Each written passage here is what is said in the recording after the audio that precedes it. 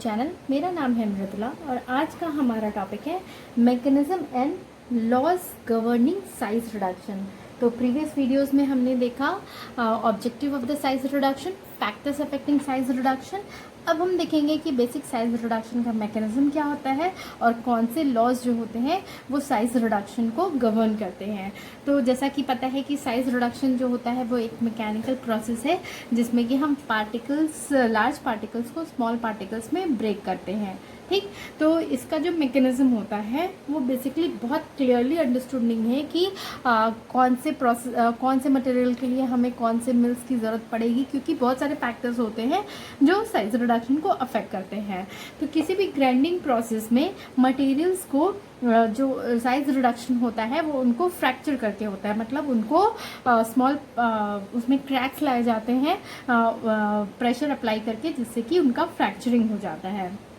जब भी किसी मटेरियल को हम सडन इम्पैक्ट देते हैं, मतलब किसी भी चीज़ से अगर उस पर प्रेशर अप्लाई करते हैं, फोर्स अप्लाई करते हैं, तो वो आपको फ्रैक्चर हो जाता है, जिसकी वजह से आपको डिफरेंट साइज़ के पार्टिकल्स मिलते हैं। सपोज करिए हम किसी भी ये स्टोन को अगर हैमर से हिट करते हैं तो क्या होता है कि वो आपको यूनिफॉर्म साइज़ का तो पार्टिकल देता नहीं है, वो आपको अलग अलग साइज़ के पार्टिकल्स में ब्रेक होता है। तो इस तरह से कह सकते हैं कि जो आपके क्रैक्स आते हैं, जब सपोज करिए हमने किसी चीज़ को हिट किया तो उस पर जो हल्के हल्के क्रैक्स पड़ते हैं, तो उन क्रैक्स की वजह से ही साइज रिडक्शन होता है, क्योंकि जब और प्रेशर अप्लाई किया जाता है तो वो और इजीली ब्रेक हो जाते हैं। जब आपका ये लार्ज पार्टिकल्स पे, चूंकि ये क्रैक्स बहुत ज़्यादा बनते हैं as compare to small particles, इसलिए लार्ज पार्टिकल्स तो चूंकि हम हिट कर रहे हैं, फोर्स अप्लाई कर रहे हैं, तो हम ये कह सकते हैं कि फाइन ग्राइंडिंग के लिए आपको ज़्यादा एनर्जी की ज़रूरत पड़ती है, क्योंकि जो उनका सरफेस होता है वो आपका बहुत ज़्यादा होता है। लेकिन क्रैक्स इनिशिएट करने के लिए उससे भी ज़्यादा एनर्जी की ज़रूरत पड़ती है। तो इससे ये पता चलता है कि किसी भी पार्टिकल के लिए एक मिनिमम एनर्जी होती है जो कि उसमें फ्रैक्चर कर सके। जब हाउएवर अगर आपका कोई भी पार्टिकल जो इम्पैक्ट रिसीव कर रहा है वो आपको सफिशिएंट नहीं है फ्रैक्चर करने के लिए, तो हम उस पर एक्स्ट्रा किसी और मेथड से फोर्स अप्लाई करते हैं जिससे कि वो ब्रेक हो सके। एज अ रिजल्ट जो एफिशिएंट मिल्स होते हैं जो साइज रिडक्शन के लिए यूज़ होते हैं, वो आपको जो एनर्जी इनपुट हो रही है उसका सिर्फ 1% ही यूज़ कर पाते हैं पार्टिकल को फ्रैक्चर करने के लिए और नए सर्फेसेस क्रिएट करने के लिए। बाकी जो एनर्जी होती है वो डेसिपेट हो जाती है आपके अनफ्रैक्चर्ड पार्टिकल्स के इलास्टिक डिफॉर्मेशन में। मतलब सपोज करिए हम जिस भी पार्टिकल को फ्रैक्चर करने के लिए फोर्स अप्लाई कर रहे हैं, एनर्जी अप्लाई कर रहे हैं, वो आपका जब ब्रेक नहीं हो पाता है तो वो वापस अपने ही शेप में रिटर्न हो जाता है, उसे ही इलास्टिक डिफॉर्मेशन कहते हैं। और जो मिलिंग चैम्बर्स होती हैं उसके अंदर जो मटेरियल्स का ट्रांसपोर्ट हो रहा होता है उसमें आपकी एनर्जी डेसिपेट हो जाती है, और जो पार्टिकल्स होते हैं या मिल और पार्टिकल्स के बीच का जो फ्रिक्शन होता है काफ़ी हद तक वहाँ पे यूटिलाइज होता है। एज अ हीट आपका लिबरेट हो जाता है। जो वाइब्रेशन या नॉइज प्रोड्यूस होता है उसमें भी आपको एनर्जी यूज हो जाती है, और ट्रांसमिशन और मोटर के इनएफिशिएंसी में। तो जो पार्टिकल्स आपको रिड्यूस किए जाने वाले होते हैं वो आपको एक या उसकी कॉम्बिनेशन ऑफ फोर्सेस उन पे अप्लाई किया जाता है जिससे कि वो साइज रिड्यूस कर सके, जिसमें है आपका कंप्रेशन, सेकेंड है शियर, थर्ड है आपका टेंशन। कंप्रेशन जो होता है वो मेनली क्रसिंग फोर्स होता है, मतलब ब्रेक करने वाला फोर्स होता है। शियर जो होती है वो बेसिकली कटिंग होती है, मतलब पार्टिकल्स को कट करते हैं वो स्मॉल पार्टिकल्स में।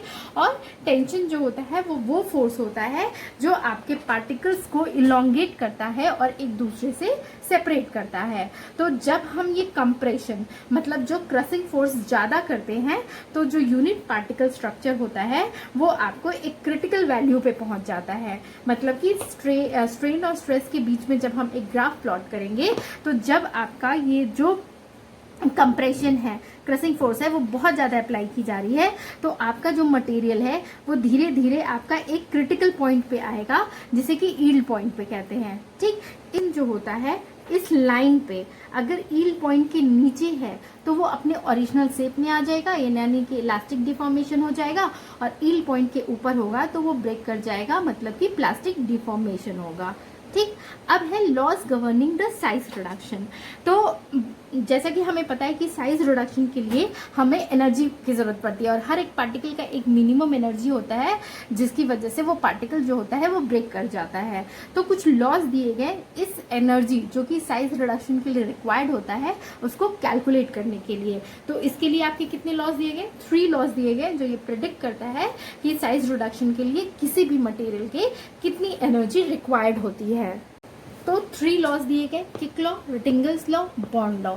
किक्स लॉ जो है वो किक ने 1885 में दिया था, और उन्होंने कहा कि एनर्जी पर यूनिट वॉल्यूम जो होती है वो कांस्टेंट होती है ज्योमेट्रिकली सिमिलर साइज रिडक्शन के लिए। यानी कि अगर कोई पाउडर है उसका साइज रिडक्शन हमें करना है 2 mm से 1 mm तक, तो जितनी एनर्जी रिक्वायर्ड होगी उसको रिड्यूस करने के लिए उतनी ही एनर्जी हमें रिक्वायर्ड होगी किसी भी पार्टिकल के साइज को 10 माइक्रोमीटर से 5 माइक्रोमीटर तक रिड्यूस करने में। अगर दूसरे लैंग्वेज में कहें तो जो एनर्जी रिक्वायर्ड होती है साइज रिडक्शन के लिए किसी भी मटेरियल के, वो आपकी डायरेक्टली प्रोपोर्शनल होती है जो आप मटेरियल फीड में डाल रहे हैं रिड्यूस करने के लिए, और जो मटेरियल आपका डिस्चार्ज हो रहा है किसी भी मिल से रिड्यूस होने के बाद उसके लॉगरिथम रेशियो के। किक थ्योरी को अगर हम मैथमेटिकली एक्सप्रेस करते हैं तो वो होगा E इज इक्वल टू सी के लॉग d1/d2, जहाँ पे E जो है वो net energy required per unit weight है किसी भी गिवन प्रोसेस के जो कि साइज रिडक्शन के लिए यूज हो रहा है। C के जो है वो कांस्टेंट है, D1 जो है वो साइज ऑफ फीड है, और D2 जो है वो साइज ऑफ डिस्चार्ज पार्टिकल है। ये मेनली आपको लार्ज पार्टिकल्स के क्रशिंग के लिए एप्लीकेबल होता है ये लॉ, और जहाँ पे सरफेस एरिया जो होता है वो बहुत लार्ज नहीं होता है। सेकेंड लॉ जो था वो है रिटिंगर्स लॉ, जो कि रिटिंगर ने 1867 में प्रपोज किया, और इस लॉ के अकॉर्डिंग जो एनर्जी रिक्वायर्ड होती है साइज रिडक्शन के लिए वो डायरेक्टली प्रोपोर्शनल होती है जो आपके मिलिंग में जो प्रोडक्ट ऑब्टेन होता है उसके डायमीटर के।